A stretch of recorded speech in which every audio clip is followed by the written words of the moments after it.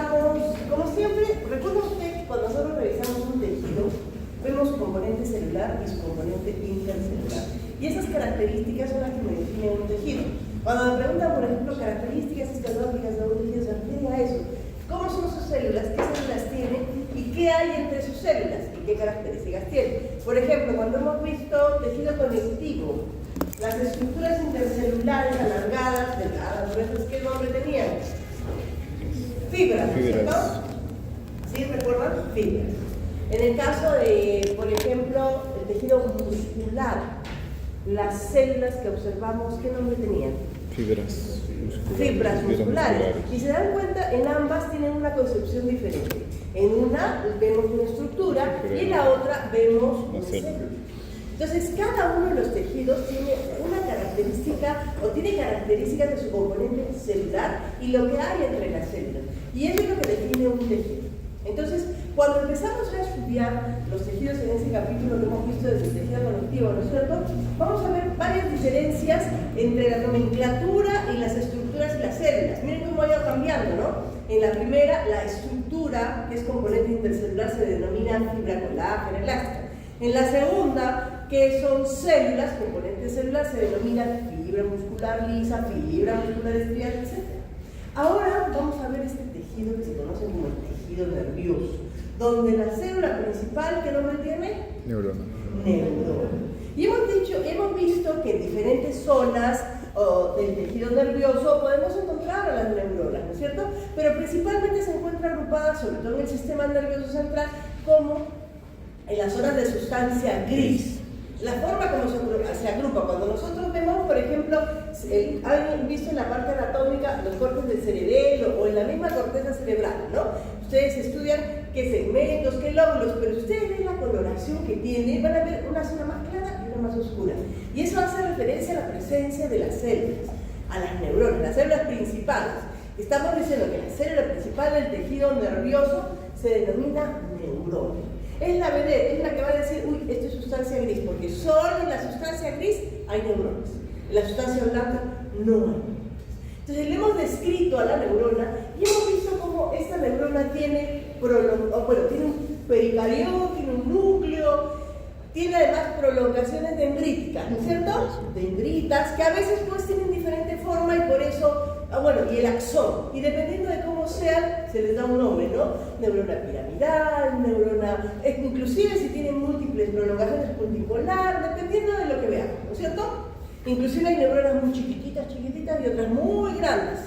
Entonces, todas esas características le corresponden a la neurona en el tejido nervioso, pero ahora un componente celular, que es prolongación dendrítica y axonal, esos componentes van a ser tan importantes como el soma en sí de la neurona, el núcleo y todas sus organelas. ¿Listo? ¿Por qué? Porque estas células, que son las más importantes, tienen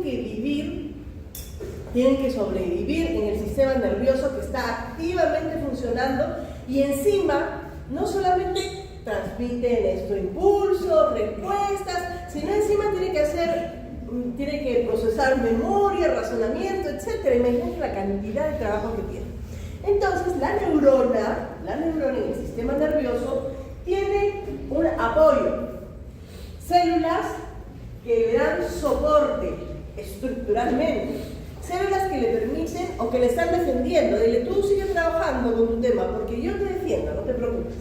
Células que le llevan nutrición, células que van y se pegan a los vasos sanguíneos y le permiten nutrir a la neurona. Ella ni se preocupa, ella sigue en su función porque es la célula principal. Y células que se encargan de que haya un pH, que la glucosa esté bien, que haya una regulación de la composición intercelular. ¿Listo? Entonces, las células encargadas de esa función se llaman neuroglia o células de glía. ¿Listo? Entonces, para que la neurona tenga una función adecuada, para que la neurona pueda vivir equilibradamente, debe de estar bien nutrida, bien protegida, regulando su medio externo y encima debe estar bien ubicada, le da soporte. Entonces, cada una de estas células de glía van a tener una característica que les va a permitir todo lo que ven ustedes acá con células de glía, en color claro, acá en color lila. Cada una es una célula de glía, miren, están unidas de diferente forma a vasos sanguíneos, los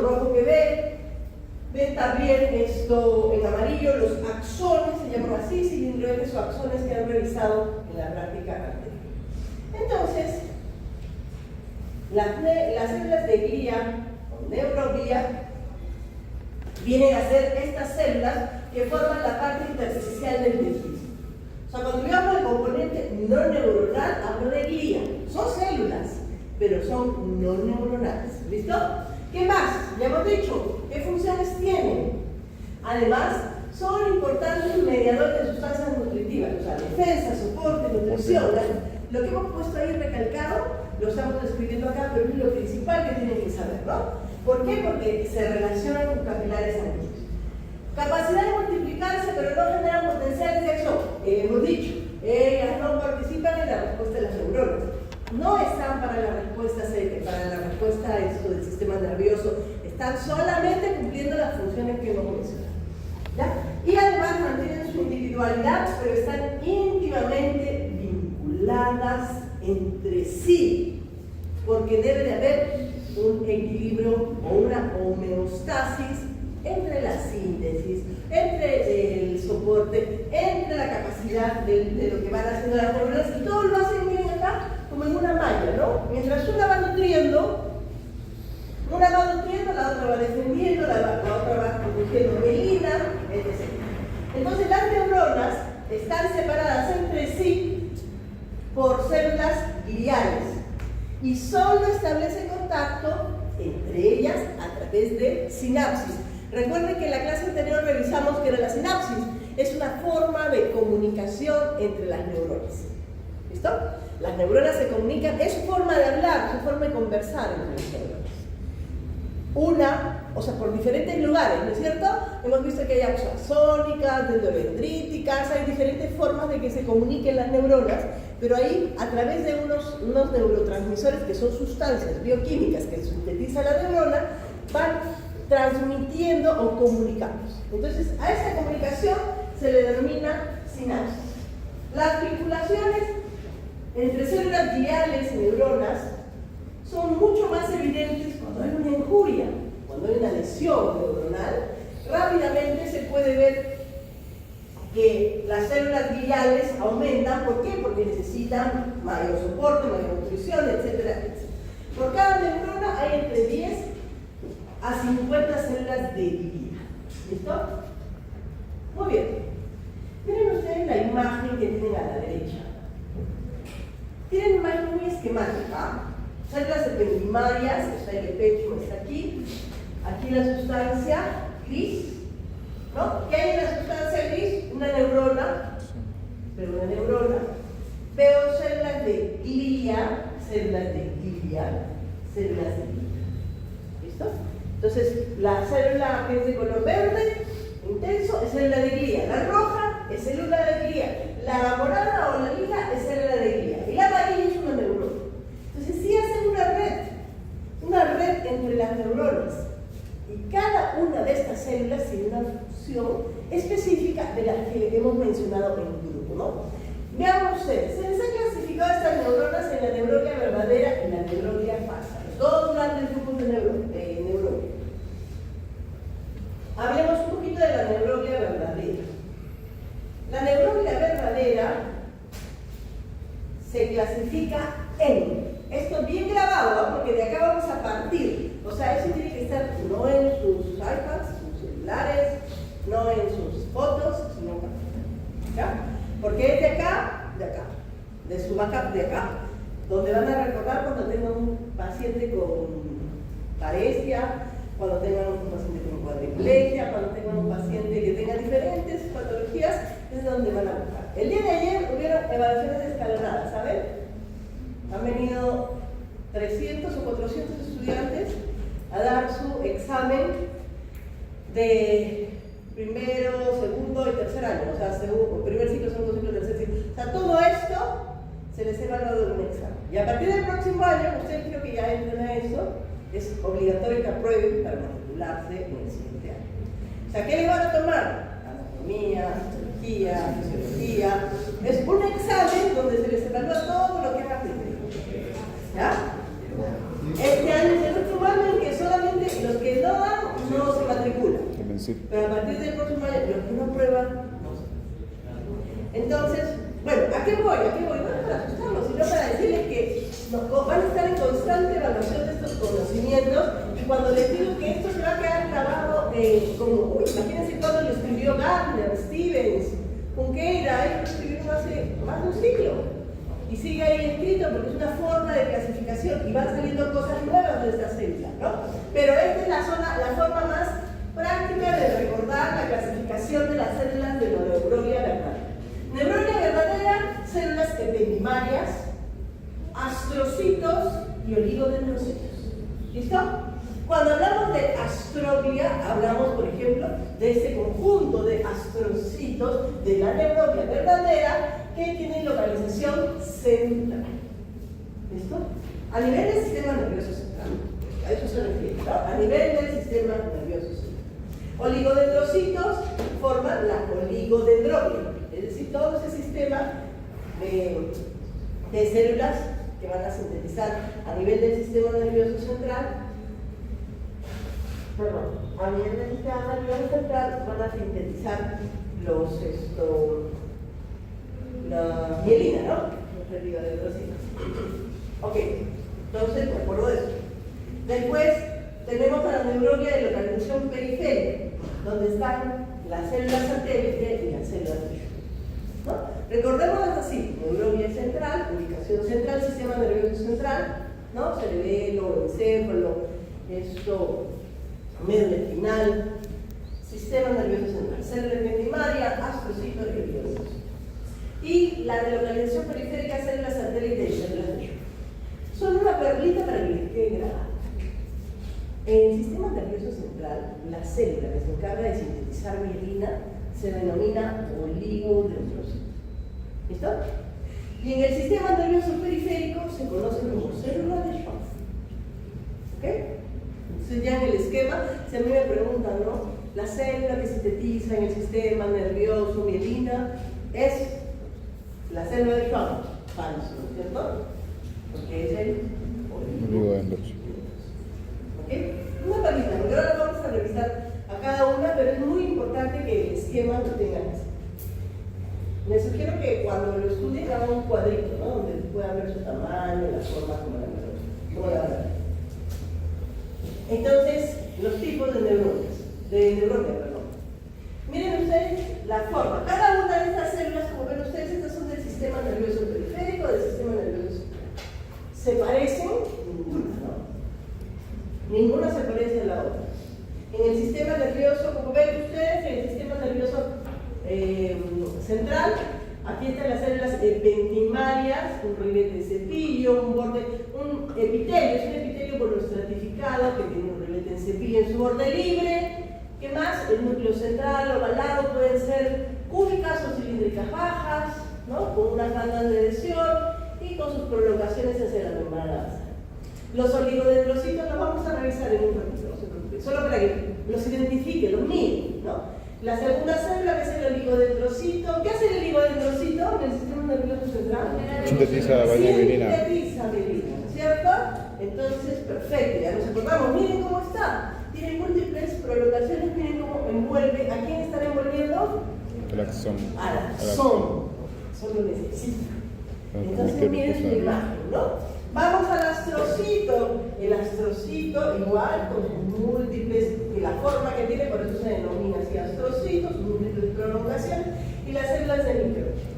Nos vamos al sistema nervioso periférico, y ahí tenemos células satélite, y la famosa célula de Schwann, ¿no? Que va envolviendo ¿a quién? El axón. Al axón. ¿Y cómo se denomina? ¿Qué sintetiza esta célula? Mielina. Mielina. ¿Listo? Muy bien. Todas ellas son células de glia, es la famosa neurona. ¿Listo? Veamos a las células epidemarias. Vamos a ponerles algunas características histológicas, porque tenemos que conocerlas, ¿no? La primera imagen que vimos en el gráfico, y está formada por, o se agrupan las células epidemarias en un epitelio monoestratificado, cúbico o cilíndrico. ¿Listo? ¿Dónde está? En las cavidades internas del sistema nervioso central. Todo aquel lugar donde circula el líquido cefalorraquídeo, ventrículos y conducto ependimario. ¿Listo? En la primera teoría revisamos a la médula espinal. ¿Se acuerdan la médula espinal? Un órgano que tiene la sustancia gris en la parte interna, en forma de H, en las astas anteriores, posteriores, y en el centro circula un conducto que es el conducto ependimario. Estas células están tapizando ese conducto ependimario. Se unen entre sí, como les dije, por complejos de unión, similares a las epiteliales, carecen solo de células o tiudes, y así circula el líquido cefalorraquídeo entre el epitelio. Presenta además prolongaciones, esto es importante porque miren lo que va a hacer, presenta largas prolongaciones en su parte basal. O sea, se adhiere a la parte del tejido conectivo, o de la sustancia gris, y se asocia con prolongaciones de glia, de la astrolia. Juntas, esas prolongaciones de las células ependimarias con las células de glia forman una estructura que tiene una connotación funcional después, porque van a ver que para que pasen nutrientes, los fármacos, etc., tienen una connotación funcional, se denomina lámina limitante interna. ¿Ya? Y en su superficie apical, recuerdan que les dije, tiene un ribete en cepillo, es por la presencia de microvellosidades y sitios. ¿Ya? Las tenemos. Entonces, esta es la médula espinal, la sustancia gris en forma o disposición de astas anteriores y posteriores, todo lo que está oscurito, sustancia gris, y alrededor la sustancia blanca. Y en la zona central, el conducto ependimario, ¿no es cierto? Aquí tenemos al conducto ependimario. Lo voy a colorear esta lámina, sustancia blanca alrededor, sustancia gris en el centro. Pongo más aumento y lo que veo acá es la luz del conducto ependimario, la luz del conducto ependimario. Y puedo ver a estas células formando este epitelio con su ribete de cepillo, ¿sí? Formando parte del conducto ependimario. Células ependimarias o ependimarias. ¿Listo? Muy bien. Veamos a los plexos coroideos. Los plexos coroideos están ubicados en el tercer y cuarto ventrículo y en las paredes de los ventrículos laterales, ¿no es cierto? Ya. En esta zona también vamos a encontrar células ependimarias pero modificadas. ¿Listo? O sea, tapizando. ¿Se acuerdan que hemos visto plexos coroideos? Hemos visto ya, ¿no? En el primer capítulo, ¿recuerdan? Que era un epitelio cúbico simple. Pues son células ependimarias modificadas. ¿Listo? Y lo que pasa, como ven ustedes acá, forman estas estructuras vegetantes que contienen tejido conectivo y vasos sanguíneos. Pero las recubren estas estructuras, ¿cierto? ¿Dónde? En los plexos, o forman los plexos coroideos tanto del tercer y cuarto ventrículo y de los ventrículos laterales. Entonces, ¿cuál es la función? ¿Qué es lo que van a tener ustedes acá en este plexo coroideo? Van a tener el epitelio formado por células ependimarias modificadas. En el interior, tejido conectivo laxo, ricamente vascularizado, que significa que tiene abundantes capilares. La función es estas serán las encargadas de sintetizar líquidos cefalorraquídeos. ¿Listo? Líquidos cefalorraquídeos. El volumen es importante, lo van a revisar en la parte fisiológica. 10 a 6 centímetros que van renovándose constantemente y circulando lentamente. ¿Han visto ustedes estos casos de hidrocefalia? ¿Sí? Cuando el líquido cefalorraquídeo o las zonas por donde se tiene que drenar no se drena y se va acumulando a nivel cerebral. Este es el líquido cefalorraquídeo que sintetizan esas células. ¿Listo? Circulan por los ventrículos y desde aquí se va al espacio subaracnoideo que va envolviendo el cerebro, ¿no? Razón por la cual cuando hay hidrocefalia duele la cabeza, ¿no es cierto? Por eso hay cefalea, porque está debajo del espacio, o está en el espacio subaracnoideo y esto hace que haya cefalea, ¿no? La función del líquido cefalorraquídeo es proteger mecánicamente, es un medio hídrico proteico que protege mecánicamente a la masa o al tejido. Muy bien. No sé cómo lo ha organizado la doctora, pero dice Carmen. Todo el tejido conectivo que hasta ahora hemos ido revisando en los diferentes tejidos, porque el tejido conectivo está, cualquiera de los tejidos que hemos mencionado, hay tejido conectivo. ya sea por lo que fuere, porque está a nivel intercelular, por lo que sea. Lleva vasos sanguíneos, ¿no? Filetes nerviosos, vasos sanguíneos, entonces siempre está metido. Pero en el sistema nervioso, o en el tejido nervioso, existen unas membranas que están formadas por tejido conectivo y que tienen cada una forma de un tejido específico del tejido conectivo, que son tres, que son las famosas meninges, ¿no? De adentro hacia afuera, la vía madre, aracnoides y la dura madre. ¿No es cierto? La dura madre es la que se va, si yo saco la calota craneana voy a ver cómo se desprende la dura madre, ¿no? Cuando ustedes, no sé si ya han hecho tejido nervioso o cerebro, encéfalo, la parte de anatomía, pero si ustedes desprenden la calota, inmediatamente se desprende con la dura madre. Por eso siempre las muestras de laboratorio les van a decir, uy, la dura madre se fue con la calota, ¿no? Nunca la vemos. ¿Por qué? Porque ese tejido está adherido íntimamente al tejido conectivo del tejido óseo. ¿Listo? Y viene a ser la primera meninge, que ven ustedes está desprendida, ¿no? Aquí está la calota y acá la primera meninge, que es tejido conectivo.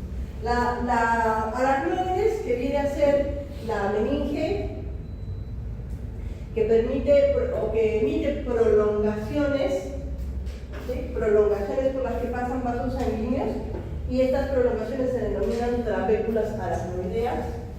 Y finalmente la vía madre, que es el tejido conectivo que está más adherido, laxo, muy adherido a la sustancia gris en el caso del cerebro y cerebelo, y a la sustancia blanca en el caso de la médula espinal. ¿Ya? Son las tres meninges.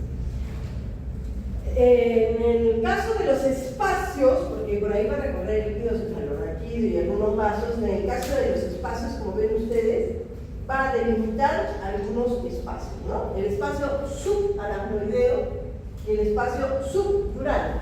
Les cuento que de estos espacios, ustedes cuando vayan a hacer semiología o introducción a la clínica o vean neurología, se van a dar cuenta qué importantes son estos espacios para cuando hay, por ejemplo, traumatismos y la consecuencia que pueden traer que sea en un espacio subdural o un espacio subaracnoideo de hemorragia.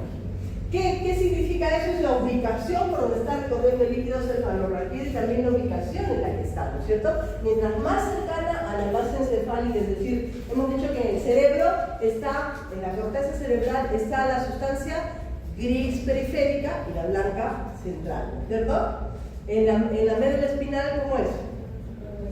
Al inverno, ¿verdad? Sustancia gris, sustancia blanca. Entonces, por eso es tan importante cuando hay, por ejemplo, un golpe en la cabeza, puede ocasionarse en estos vasos sanguíneos un sangrado a nivel del espacio subdural y se llama hemorragia subdural.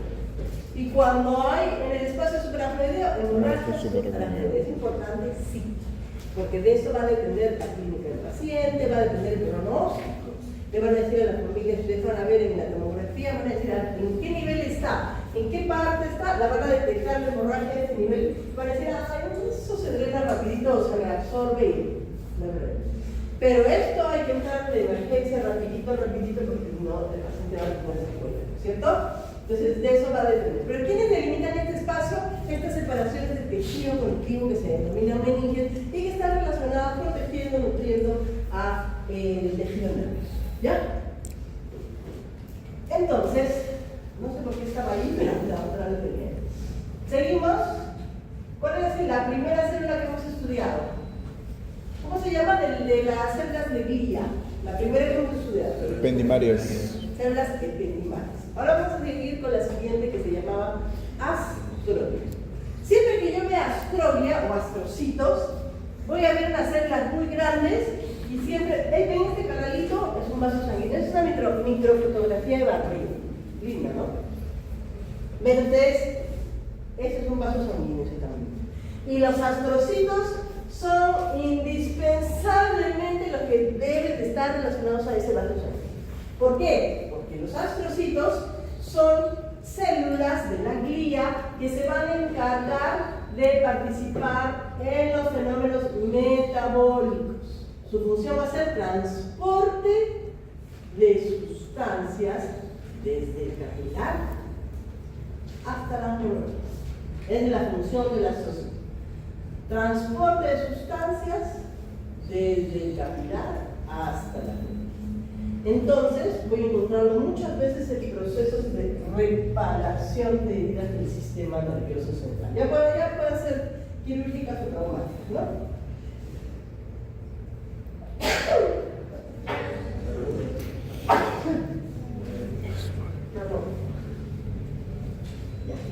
Para cumplir esa función, yo voy a reconocer dos cosas en esta célula, ¿ya? La primera que voy a reconocer es una característica que me describe a esta célula como la de mayor tamaño y la más numerosa. ¿Listo? Más numerosas y de mayor tamaño. O sea, la voy a reconocer así. Es la más grande y la más numerosa. ¿Por qué? Se está encargando del tema metabólico. Eso es importante. Para poder realizar esa función tiene una característica especial. Tiene unas prolongaciones que se denominan pies chupadores, que tienen un terminal que rodea al capilar sanguíneo. Y esa terminal se denomina pies chupadores. ¿Listo? Entonces, rodea al mismo capilar sanguíneo. Alrededor del vaso sanguíneo se ve estructurada una membrana guial perivascular que forma la barrera hematoencefálica y que aísla al capilar sanguíneo del tejido nervioso. O sea, todo lo que recorre por el vasito sanguíneo en su interior, todo. Por ejemplo, si yo tengo meningitis o tengo TBC central, no TBC nerviosa o meningitis tuberculosa. Entonces, esos vasitos que pasan por todo el sistema, como les digo, están asociados a astrocitos. Pero resulta que todos los fármacos de la rifampicina, el etambutol, la isoniazida, todos los fármacos de la tuberculosis no pasan la barrera esta. No pasan. Entonces, ¿y ahora cómo los curamos? ¿Qué barrera? Esta barrera que estructura la barrera hematoencefálica, que estructura las células endoteliales del capilar con estas prolongaciones que son los pies chupadores. Entonces, esta barrera hematoencefálica no la pasan algunos fármacos, no la pasan. Entonces, esta barrera es muy selectiva. ¿Por qué sistema nervioso central? Entonces, por ejemplo, el alcohol sí la pasa, ¿no? Entonces, cuando pasa el alcohol rápidamente, vamos teniendo efectos, ¿no? Que ya ustedes conocen. Entonces, esta es la función principal de esta célula. Entonces, muy numerosa y grande. Ya, la forma. Porque cuando yo conozco a una célula tengo que saber algo de su forma, su núcleo y su citoplasma, ¿no? Algo de lo que lo caracteriza. Por eso cuando les piden características histológicas no pueden poner una, ¿no? Núcleo vesiculoso. Tienen que colocar las características que les permiten identificar. Entonces, estas células tienen una forma estrellada con múltiples prolongaciones citoplasmáticas que se unen a los capilares sanguíneos y a las neuronas, porque esa es su función, ¿no es cierto? Y en esta disposición es que se relacionan en el proceso metabólico o en los fenómenos metabólicos. ¿Listo? Muy bien, astrocitos, llamado también macrobio, porque son tan grandes, les dicen macro. En el resumen que hemos hecho, en esta parte, en esta, traten de colocar características especiales de las células epidemarias, función y características, astrocitos, miren, ya estamos viendo cuál es su función, para que puedan recordar en resumen lo que estamos realizando. ¿Ya? Entonces estamos en los astrocitos y miren, cosa bonita, ¿no? Ahí. Entonces siempre van a estar asociados a vasos sanguíneos, glóbulos rojos, vasos sanguíneos, célula endotelial del capilar, ¿no? Acá está el capilar recorriendo con sangre y lo que observamos que es astrocitos que están relacionados, sus prolongaciones, sus pies chupadores, miren, relacionados a los vasos sanguíneos y a las neuronas, ¿ya? ¿Por qué? Por su función, ¿no es cierto? Los más numerosos, los más grandes, tienen y forman parte de la barrera hematoencefálica que se les va a repetir miles de veces en farmacología, en histofisiología, fisiopatología, etc. Para hacerlo un poquito más complicada, los podemos clasificar en dos grandes grupos, que son los protoplasmáticos y los fibrosos. Pero en realidad esto es sumamente de infraestructura. O sea, con microscopía electrónica voy a ver que tienen algunas diferencias por las prolongaciones y por el núcleo. Es decir, en el caso de los protoplasmáticos, el núcleo es más voluminoso y las prolongaciones son abundantes y gruesas. Eso es en el caso de los protoplasmáticos. Se concentran de preferencia en los pericariones, dendritas y terminaciones axónicas de la sustancia. ¿Ya? Pero la característica principal de estos es que tienen el núcleo voluminoso y abundantes prolongaciones, que son más gruesas. Esos son los protoplasmáticos. Y los fibrosos, los fibrilares, tienen menor volumen citoplasmático y abundantes y delgadas prolongaciones. Esas son, como les decía, diferencias muy finas, ¿no? De electromiografía o de microfotografías de barrido, ¿no? Donde puedo ver el citoplasma, las fibrillas o las biofibrillas o los filamentos que me van a permitir seguir a estos astrocitos fibrilares, ¿no? Entonces, esas son diferencias entre las dos clasificaciones o clases de astros. Listo. Terminamos con el grupo de los ¿de quién? Neuroglia verdadera central. ¿No es cierto? Lo que estamos revisando. Neuroglia verdadera central. Entonces terminamos con este grupo revisando al oligodendrocito. ¿Ok? El oligodendrocito, como su nombre lo dice, más pequeño, con prolongaciones escasas y poco desarrolladas. O sea, poco y chiquito. Son más escasos, son pequeñitos y con sus prolongaciones poco desarrolladas. El núcleo rico en heterocromatina y el citoplasma muy basófilo. ¿Por qué? Porque tiene retículo endoplásmico desarrollado, poliribosomas libres, aparato de Golgi también desarrollado y también alto contenido en microtúbulos. ¿Eso en qué se traduce? En la coloración de su citoplasma, ¿no es cierto? Entonces, su función es síntesis o formación de mielina. Se encarga de sintetizar la mielina. Y es mielina que va a rodear a los axones del sistema nervioso central. Es mucho más abundante en sustancia blanca. En la sustancia blanca del sistema nervioso central nos encontramos en mayor proporción. ¿Listo? Entonces, oligodendrocitos. Muy bien. Nos vamos nuevamente acá. Ya está. Y entonces tenemos, entre la glía verdadera o neuroglia verdadera, hemos revisado a las células de glía de localización central, que son las células ependimarias, los astrocitos y los oligodendrocitos. Si me hablan de células ependimarias, inmediatamente mi mente ¿qué tendrá? Líquidos cefalorraquídeos. Si hablan de astrocitos, muy bien, barrera hematoencefálica y esa relación con sus pies chupadores y el vaso sanguíneo, inmediatamente. Y si hablamos del oligodendrocito, Mielina. sí. Síntesis de mielina. Muy bien. Avanzamos y nos vamos al otro grupo. Y vamos a ver a quiénes, los vamos a ver. Una miradita en microscopía. Miren qué lindo se ve en microscopía. No he dibujado esto, en microscopía de barrido.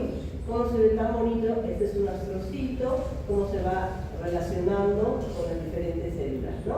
Con las neuronas. Astrocitos, oligodendrocito, el pequeñito, ¿no? El pequeñito y en menor proporción se llama oligodendrocito. Pero miren cómo se ve con la toxilide osina. Esta es una neurona con su núcleo ovalado, redondo, núcleo prominente, sus prolongaciones dendríticas y axonales. Y entre las neuronas que tengo, componente fibrilar, que son de las prolongaciones citoplasmáticas de la neurona, y puedo mirar, miren células o estos astrocitos que ya los conozco, y estos oligodendrocitos. ¿Qué diferencias finas puedo ver ahí? Es muy complicado, solamente en el núcleo, ¿cierto? En el núcleo de ubicación, nada más, porque es sumamente complejo, como les decía, distinguir entre estas células de astroglia, oligodendroglia y la neuronas. Muy bien. Nos vamos a ver ahora la guía periférica. ¿A quiénes hemos revisado? ¿O quiénes vamos a revisar? A las células de Schwann y las células satélites. Entonces, cuando me dicen Schwann, ¿qué me viene a la mente? Mielina. Síntesis de mielina. Ah, pero no van a poner como en el examen, que en el examen la otra no dice, ¿por qué han puesto parasitario? Porque eosinófilo parasitario, pero no lo asocian así, porque no es esto, no es parasitario, no, participa en procesos de eliminación de parásitos. En teoría es antiparasitario. Entonces, tengan cuidado con lo que ponen en el sistema. Ya bueno, entonces neuroglia periférica, la glía periférica, así se llama, ¿no? Neuroglia periférica o glía periférica. En el tejido nervioso, periférico, en el sistema nervioso periférico. Tanto las neuronas y en los ganglios como en los axones ubicados en las fibras nerviosas. Uy, ahora apareció un término que se denomina otra vez fibra nerviosa. Vamos a ver ahora. Estas están rodeadas por células de este tipo de sostén o de síntesis. ¿Qué tipos hay? La célula llamada célula de Schwann y la célula satélite o cápsula. La célula de Schwann. ¿Qué estamos viendo en la imagen? Antes de que la describan, vemos la imagen. Esto es hematoxilina eosina. Lo que estamos viendo es sustancia blanca. ¿Por qué? Porque no veo neuronas, ¿no es cierto? Entonces para mí es sustancia blanca. Acá veo meninges, porque es el tejido conectivo asociado a esta sustancia blanca. ¿Cómo sabe la doctora Salina que es sustancia blanca? Porque estoy viendo esas estructuras puntiformes cortadas transversalmente, bien hipnóticas, que corresponden al cilindro eje o axón, que han revisado en la clase anterior, que es un componente, una prolongación de la neurona, ¿cierto? Entonces acá vemos cilindro ejes o axones. Alrededor, como es de hematoxilina eosina, no se observa nada porque la mielina no se colorea con la hematoxilina eosina, por ende, solo veo blanco. Y alrededor veo unos núcleos basófilos. ¿Se dan cuenta? Este núcleo basófilo. Este núcleo corresponde a núcleos de célula, núcleo ovalado, de cromatina granular, basófilo, que está encima, entre comillas, del espacio de mielina. Y viene a ser el núcleo de la célula de Schwann. ¿Por qué la encuentro ahí? Porque es sistema nervioso periférico. Hablemos de ella, hablemos un poco de ella. Esta célula de Schwann se origina en la cresta neural, bueno, característica que nos interesa. ¿Acompaña a quién? A los axones durante su crecimiento. Y forma la vaina que cubre a todos los axones del sistema nervioso periférico, desde su segmento inicial hasta sus terminaciones. ¿Cómo se llama su segmento inicial del axón? Gonaxón. ¿Y su segmento terminal? Teloneuron. Excelente. Entonces, en todo su camino encontraré a la célula de Schwann y son indispensables para que sea íntegro el axón. O sea, si yo veo toda la célula de Schwann, su componente mielina, puedo hablar que está íntegro el axón. Pero también para que pueda cumplir su función de transmisión. Si no hay, no cumple esa función de transmisión. A eso se le llama integridad estructural y funcional del axón. Entonces, ¿quién se encarga? ¿Qué célula se encarga de la integridad estructural y funcional del axón? La célula de Schwann. ¿Listo?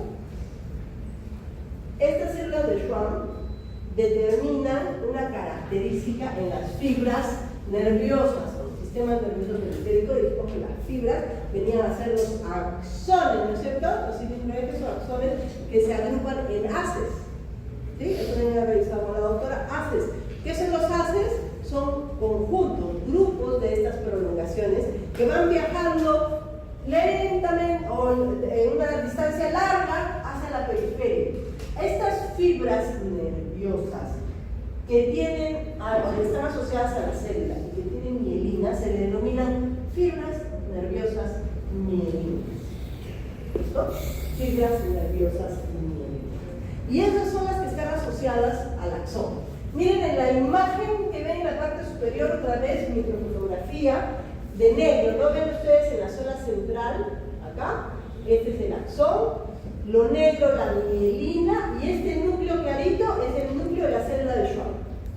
¿Sí? Siempre asociado al alrededor, núcleo de la célula de Schwann. Igual acá, el axón, la vaina de mielina, y miren acá el núcleo de la célula.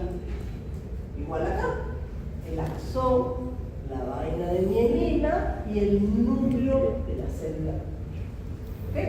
Eso es lo que estamos viendo en microfotografía de barrido y electrónica.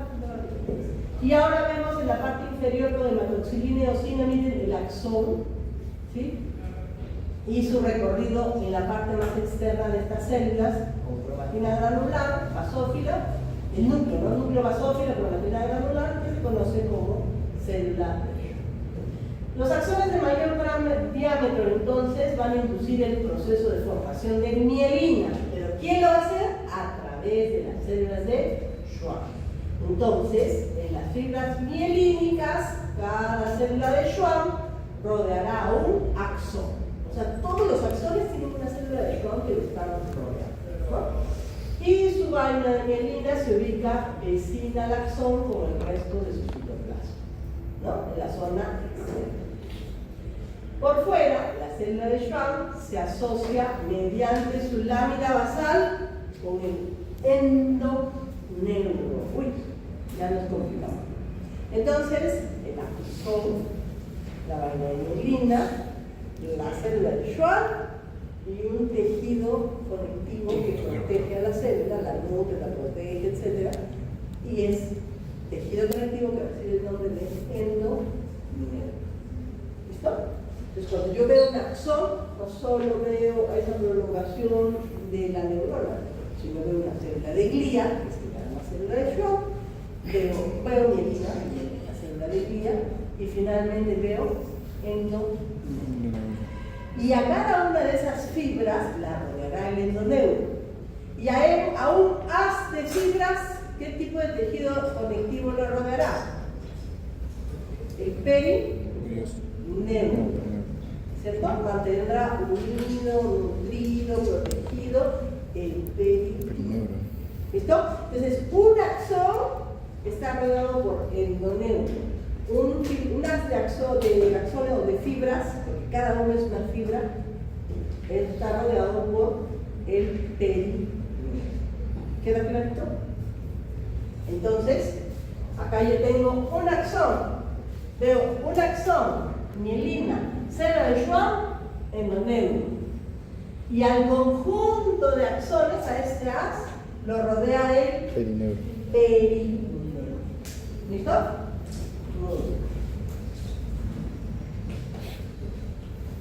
Células satélite o células capsulares. En el segundo grupo, en la clasificación, células satélite o células capsulares.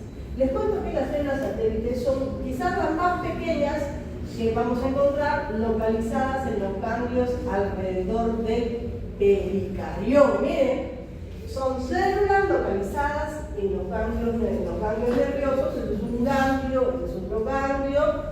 Esta es una neurona pseudomonopolar, el núcleo de la neurona, el nucleolo de la neurona, el citoplasma, el pericarión, ¿no? Y rodeando al pericarión encuentro estas células de glía pequeñas, redondas, con escaso citoplasma, núcleo basófilo, cromatina granular, que se denominan células satélite o capsulares. Están rodeadas por lámina basal y separadas de las células nerviosas del estroma fibrocolagenoso. Este es el estroma fibrocolagenoso, el tejido conectivo que está sosteniendo o le da forma a todo este ganglio nervioso.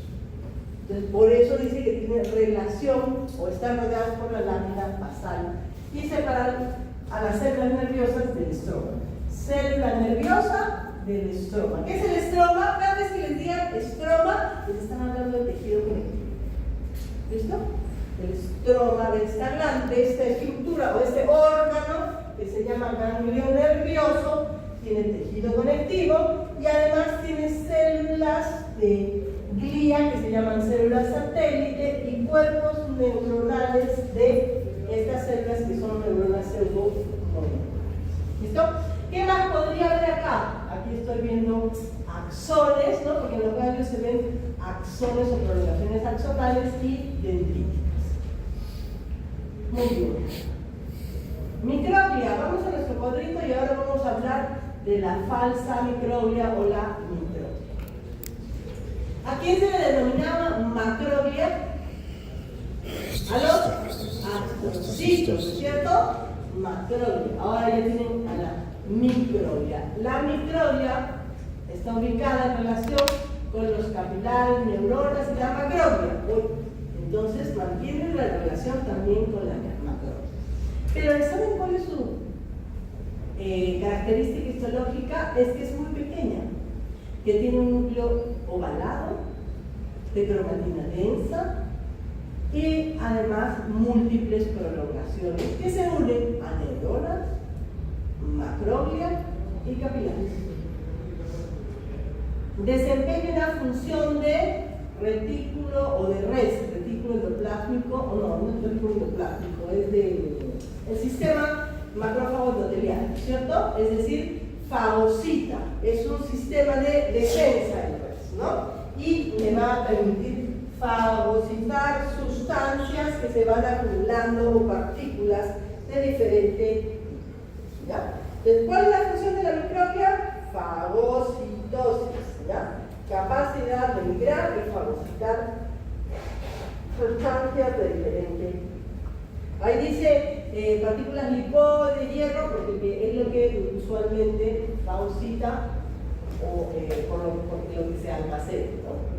Muy bien, entonces ya revisamos a todas nuestras células de glía. Todas nuestras células de glía. Ahora vamos a revisar un último elemento que corresponde a... No son último elemento, no, vamos a ver ahora cómo se organizan muchas de las células que ya he denominado, prolongaciones dendríticas, axones, células, etc., en la estructura básica del sistema nervioso periférico. Vamos a ver cómo se estructura el sistema nervioso periférico. En la clase anterior, la doctora les debe haber hablado de cómo se estructura el sistema nervioso central, cómo está estructurado el cerebro, el cerebelo, la médula espinal, y ahora vamos a hablar acerca de, ya les mencioné cómo estaban los ganglios, pero vamos a ver la estructura básica del sistema nervioso periférico. Acá hay dos elementos que definen al sistema nervioso periférico. En nuestro cuadrito de clasificación inicial, ¿se acuerdan del sistema nervioso? Pusimos sistema nervioso central, sistema nervioso periférico. En el sistema nervioso central dividimos ahí al encéfalo, la médula espinal, y en el sistema nervioso periférico colocamos a los nervios periféricos y los ganglios nerviosos. ¿Sí? Entonces ahora los vamos a estudiar a ellos, ¿ya? Entonces vamos a hablar primero de los nervios periféricos. ¿Qué son los nervios periféricos o qué estructura histológicamente un nervio? Está formado por haces de fibras nerviosas. ¿Qué era una fibra? Sí, pero ¿qué era? ¿Dendritas? ¿Una fibra nerviosa es dendritas? No, ¿no es cierto? Cuando hablé de fibra mielínica, ¿se acuerdan que les dije que era una fibra? Una prolongación del cuerpo. Eran axones, las fibras son axones. ¿Listo? Axones. Entonces, lo que tiene un nervio son haces, o sea, conjuntos, grupos de axones. Pero ahora a esa prolongación en conjunto se le llama fibra nerviosa. Por eso les decía, cuando en tejido muscular me hablan de la célula, yo le digo fibra muscular lisa, célula. Cuando me hablan del tejido conectivo de la fibra colágeno de estructura, fibra colágeno. En este caso, una prolongación de la célula se denomina o va a formar las fibras nerviosas. ¿Listo? Entonces, nuevamente, ¿qué es un nervio? Es un haz, un conjunto de fibras nerviosas mielínicas. Son mielínicas que están organizadas por tejido conectivo. ¿Se acuerdan que les dije que a una fibra la rodeaba el tejido conectivo que rodea a una fibra, un axón? Endoneuro. Y a las de fibras, perineuro. Aún más, perineuro. Y si es un nervio, de pi, ¿sí? Entonces, los axones de las fibras nerviosas pueden pertenecer a neuronas motoras del sistema nervioso central. Por eso eso les digo, o sea, le pertenecen a la neurona. Es una prolongación de la neurona. ¿Qué es un nervio periférico? Es eso, la prolongación axonal de la neurona. ¿Listo? Es el conjunto de axones. ¿Sí? Muy bien. Entonces, va a estar organizado como con tejido conectivo. Y estos axones, las fibras nerviosas, como ven ahí, pueden pertenecer a neuronas del sistema nervioso central. También neuronas sensitivas, neuronas ganglionales del sistema nervioso autónomo.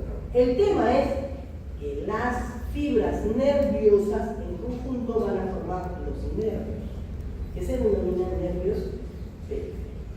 Entonces, cuando yo veo un haz o fascículo de fibras, hablo de la unidad estructural del nervio periférico. ¿Listo?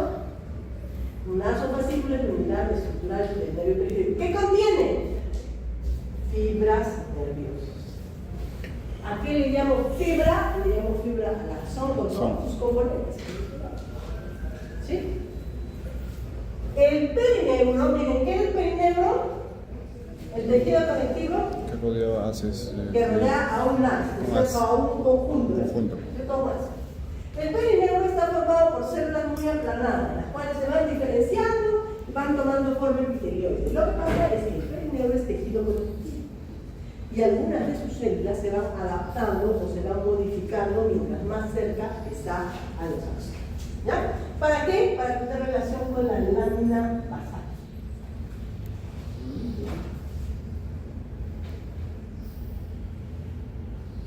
Ya. Nos vamos a ver cómo se estructuran ahora los ganglios nerviosos. ¿Listo? Sistema nervioso periférico, ganglios nerviosos. Lo que ven en la imagen es un ganglio nervioso. ¿Qué es un ganglio nervioso? Es una estructura nerviosa del sistema, que puede estar del sistema nervioso, que contiene cuerpos neuronales y prolongaciones dendríticas y axonales y células de glía. ¿Ya? Cuerpos neuronales, prolongaciones dendríticas, axonales y células de glía. En los ganglios del sistema nervioso central del sistema nervioso autónomo se encuentran terminales axónicos de neuronas preganglionales. Esto ya es más fisiológico, ¿no? Pero ustedes se dan cuenta que voy a poder encontrar terminales axónicos. Entonces, ¿qué está diciendo? En este ganglio voy a encontrar cuerpos neuronales, células de glía y también voy a encontrar terminaciones axonales. Entonces voy a ver axones a este nivel, ¿no es cierto? Axones y dendritas. Y en los ganglios ractídeos también voy a encontrar a las células satélite. Las células satélite que son células de glía, ¿no? Células de glía. Nos vamos a otro elemento nervioso. Otro componente del tejido nervioso se conoce como plexo nervioso. Es una forma en la que se agrupa también el tejido nervioso en diferentes órganos. Los plexos nerviosos que encontramos en nuestro organismo son el plexo de Meissner y el plexo de Auer. El primer plexo, que es el plexo de Meissner, se denomina plexo submucoso de Meissner, porque solamente lo encuentro a nivel de la submucosa. ¿De dónde? Del tubo digestivo. ¿Listo? Entonces la imagen que tienen ustedes acá es del tubo digestivo, su epitelio, que se llama mucosa, y debajo este tejido conectivo que se denomina submucosa. Y en la submucosa de este tubo digestivo estoy viendo el plexo submucoso de Meissner. ¿Qué es el plexo submucoso de Meissner? Son fibras nerviosas ondulantes que tienen células de glía y que hacen recorrido por todo el tubo digestivo, en la zona de la submucosa. Y también contiene al plexo, el tubo digestivo también contiene al plexo mioentérico de Auer. ¿Qué es el plexo mioentérico de Auer? Igual, fibras nerviosas ondulantes que contienen células de glía. Van o viajan de manera ondulante durante todo el tubo digestivo. ¿Qué me van a permitir? Peristaltismo, secreción, ¿Listo? Gracias a estas terminales o fibras nerviosas. El plexo submucoso de Meissner, como su nombre lo dice, yo siempre les digo, no se lo aprendan como plexo de Meissner, plexo de Auerbach, sino como submucoso, porque su ubicación es a nivel de la submucosa del tubo digestivo.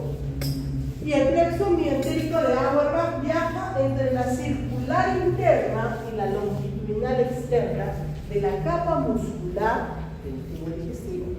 Siempre por ahí, circular interna y longitudinal externa del tubo digestivo. El plexo de Meissner se encargará de secreciones, del proceso digestivo, de estímulos, ¿no? Estímulos para el proceso digestivo. Y el plexo de Auerbach, de la contractura, de la contracción, que se denomina, ¿cómo se denomina ese movimiento del tubo digestivo? Peristaltismo. ¿Ya? Entonces, ¿qué viene a hacer? Estas fibras dispuestas de manera ondulante, con células de glía y algunas neuronas satélite que se encuentran en las fibras envolventes. ¿Dónde se encuentra el mientérico de Auerbach? Entre la circular interna y la longitudinal externa. ¿Dónde se encuentra el de Meissner? En la capa submucosa. Muy bien. Otra forma de encontrar tejido nervioso en nuestro organismo son las terminaciones nerviosas. Las terminaciones nerviosas son estructuras especializadas que funcionan como traductores biológicos. Es decir, tienen la capacidad de transformar un tipo de energía en otro. Hablamos de las terminaciones sensitivas y motoras, ¿no es cierto? Eso funcionalmente. Pero veamos ahora, de acuerdo a su estructura, vamos a encontrar a terminaciones nerviosas libres y terminaciones nerviosas encapsuladas. Vamos a la primera, terminación nerviosa libre. ¿Qué estoy estudiando? La forma como el tejido nervioso se ubica en otras zonas, ¿no es cierto? Plexo, que hace todo el recorrido. Terminación, ya hemos dicho que eso puede ser funcionalmente sensitivas o motoras, pero de acuerdo a su estructura pueden ser terminaciones nerviosas libres. ¿Qué significa esto? Que llegan hasta zonas y se extienden estas terminaciones nerviosas en zonas como la piel, la córnea, el tímpano, la pulpa dental, el periósteo, el tendón, las articulaciones. Bueno, el tema es que lo que yo voy a encontrar aquí son las dendritas que van a dar origen a estas terminaciones que están libres. Por eso, por ejemplo, cuando me toca la pulpa dentaria, cuando están curando las muelas, me toca y digo, ¡pum!, salto, ¿cierto? Porque son terminaciones nerviosas que ni siquiera están cubiertas por tejido conectivo. Dendritas que me permiten, que están alojadas dentro del tejido conectivo, pero están cubiertas, no están recubiertas, no hay nada que las recubra, están ahí solamente alojadas. Entonces, cualquier estímulo, cuando tenemos, por ejemplo, caries, han visto, tomas agua e inmediatamente, ¿no?, pausado. O, por ejemplo, cuando acercamos esto en zonas, cuando les hacen la revisión, en los ojos, ¿no?, también causa pues un estímulo exquisito de dolor. Igual en los tendones, ¿no? Los plexos peritraqueales, miren, esta es una forma de terminación nerviosa sensitiva que se encuentra en el pelo, los folículos pilosos. Tóquense el pelo, pero no quiero que se toquen el cuero cabelludo, sino la parte más distal. ¿La sienten o no la sienten? O sea, si ustedes se la tocan, sienten. Pero si no le estoy tocando nada del cuerpo, sino el pelo por fuera, porque lo sienten.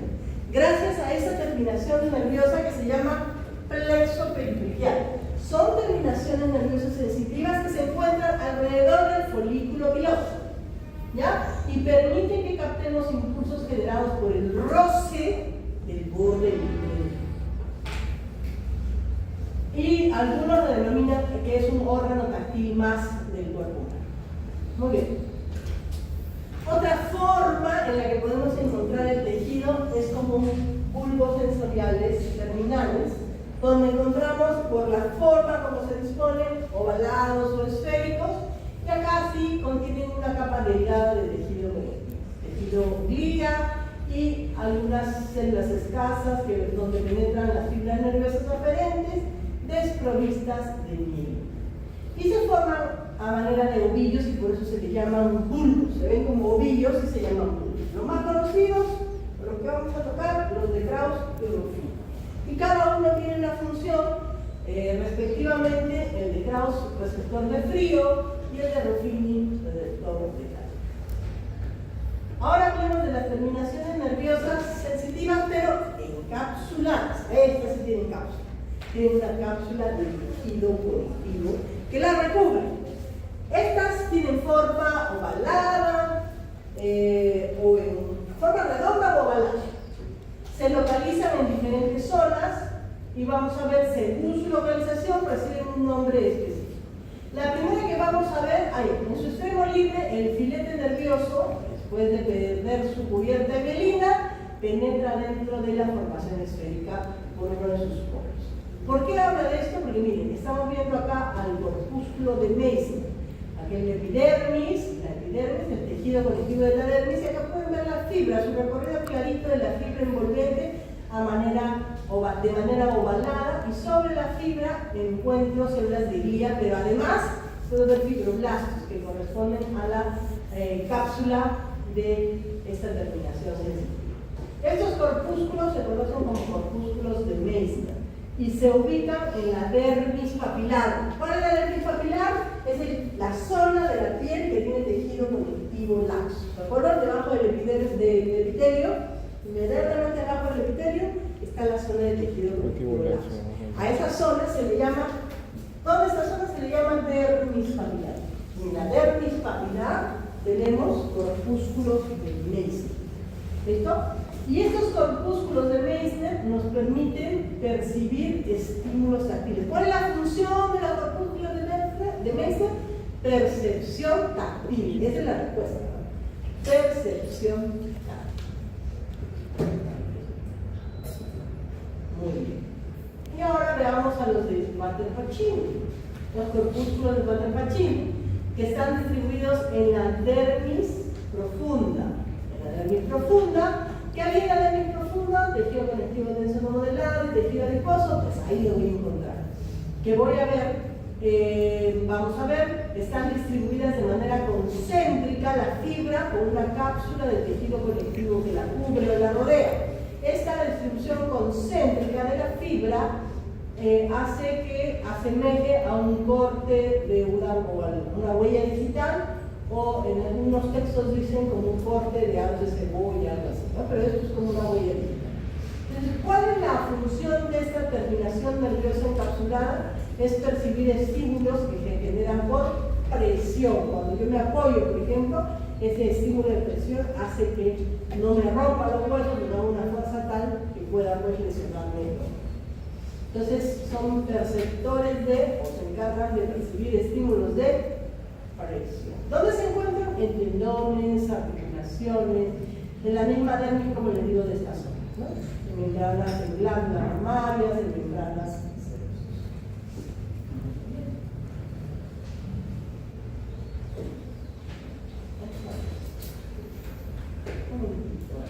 Ahí terminamos. A ver, entonces vamos a ver algunos conceptos que la doctora está queriendo traer en relación a por qué aprendemos a los plexos petequiales, por qué aprendemos al plexo de Meissner o de Auerbach, por qué necesitamos ese concepto. Lo que pasa es que en realidad el sistema nervioso central es mucho más complejo de lo que les hemos enseñado hoy.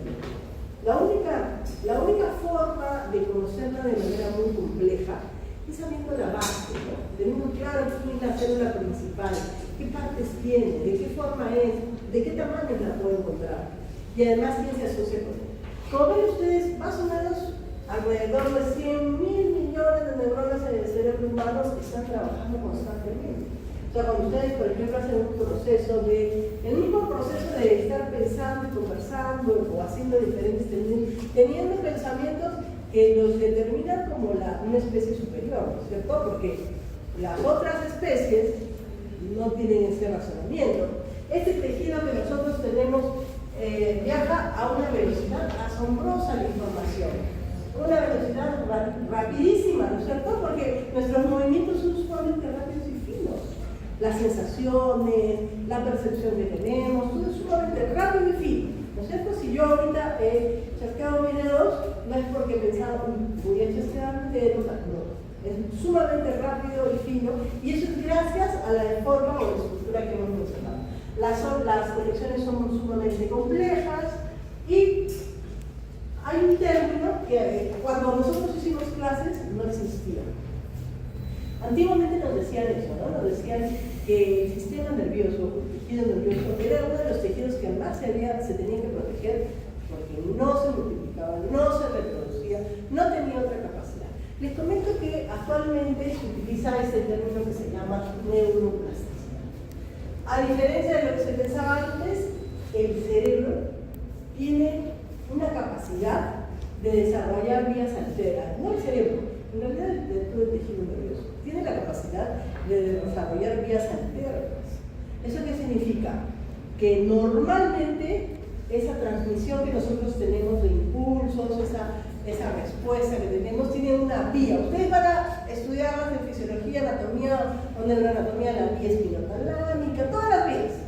Pero resulta que con el tiempo se ha visto que mientras uno más ejercita esas neuronas y esas células de glia, desarrolla vías alternas, de tal forma que hemos visto pacientes que le sacan la tomografía y su cerebelo, pero ya ni cerebelo tiene.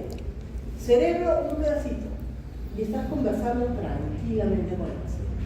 Gracias a esas vías alternas que ha desarrollado la persona, es que puede seguir en contacto con el medio externo, no perfectamente, porque si tú le haces una evaluación, no sé, pues fue decano de Derecho, y tú le haces una evaluación de normas, leyes, no me las va a decir, porque ya no las tiene, o sea, por la ausencia de masa encefálica que tiene. Pero, sin embargo, esas vías alternas le permiten mantenerse todavía en socialización y en contacto. ¿Qué desarrolla esas vías alternas? Por ejemplo, la lectura. ¿Cuántos libros leemos a la semana, al mes, al día? No estoy hablando de medicina. La música.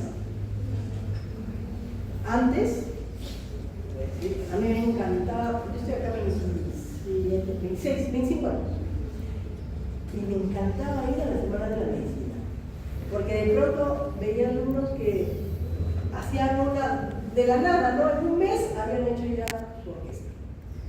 En otro mes ya bailaban, y hacían miles de cosas. Y eso es importante. ¿Por qué? Porque ese desarrollo de habilidades de diferentes tipos, música, lectura, etc., es el que permite esta neuroplasticidad. Estas nuevas conexiones y caminos que finalmente se van a traducir en que no estén sentaditos con su demencia, sino que puedan en algún momento utilizar estas nuevas vías para poder seguir en contacto con los demás. Entonces, el desarrollo de la lectura, la música, el desarrollo interpersonal, las relaciones interpersonales, la tolerancia, la empatía, ¿no? Todo eso hace que su cerebro se enriquezca y pueda desarrollar funcionalmente y anatómicamente tenga neuroplasticidad.